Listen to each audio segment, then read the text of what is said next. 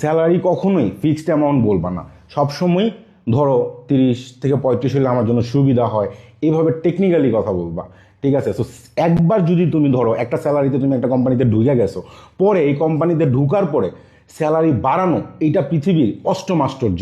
ওকে, আবার এইচআর মাঝে মাঝে তোমাকে এটাও বলবে যে আপনি 6 মাস করেন, 6 মাস পরে আপনাকে আমরা বাড়ায় দিব, আমাদের এরকম একটা সিস্টেম আছে।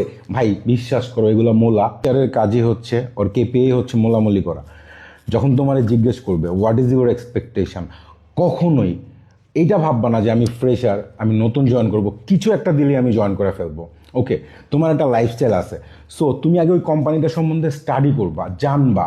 ভাই ব্রাদার থাকলে, বন্ধু বান্ধব থাকলে, বড় ভাই থাকলে জিজ্ঞেস করবা যে এই কোম্পানিতে ধরো তুমি এক্সিকিউটিভ বা জুনিয়র এক্সিকিউটিভ পজিশনে জয়েন করবা, জিজ্ঞেস করবা যে বেতন কত হয় বা রেঞ্জ কত।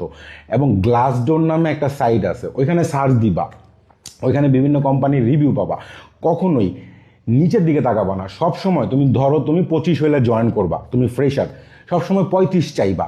ওকে, 10 হাতে রাখবা। আর কখনোই স্যালারি এভাবে বলবা না যে আমি 20,000 হলে জয়েন করব। ধরো তুমি 25 হলে জয়েন করবা বা 20 হলে জয়েন করবা, তুমি অলওয়েজ বলবা যে 30 থেকে 35 হলে আমি জয়েন করব। মানে একটা কনফিউজিং ব্যাপার রাখবা যাতে তারা কনফিউজ হয়ে যায়, এবং তোমাকে যখন স্যালারি তোমাকে বলে তখন তারাও যাতে দুইবার ভাবে।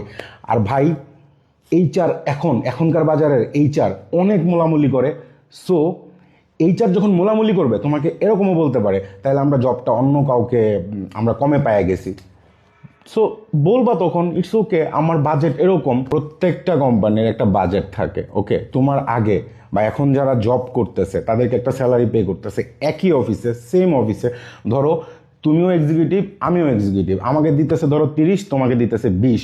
So B clever, B wise, and কখনোই নিচের দিকে তাকায় যে না আমি তো জবটা তাহলে হাতছাড়া হয়ে যাবো, আমি জবটা পাবো না, এই জন্য আমি স্যালারি 15,000 বলি, 10,000 বলি।